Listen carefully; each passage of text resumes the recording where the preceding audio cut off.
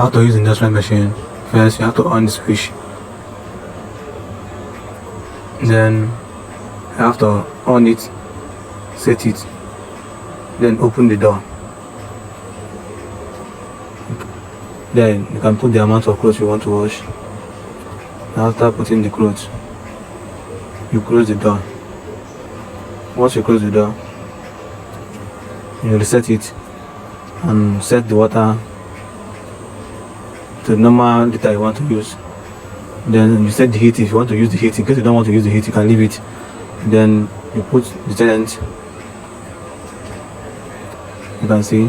Then after that, you have to put hypo or any bleaching, because this thing is towel. You have to put any bleaching substance inside so it can wash well. Then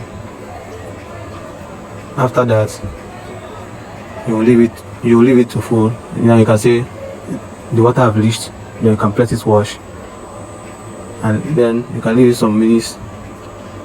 This is the degree you will put it in case you want to use the heat. You want to use the hot water. But if you don't want to use the hot water, you can leave it. Then after some minutes, you can now on off the heat and spin it. Then after you spin it, put it in level 3 so that it can spin well, because it's a towel. After spinning it,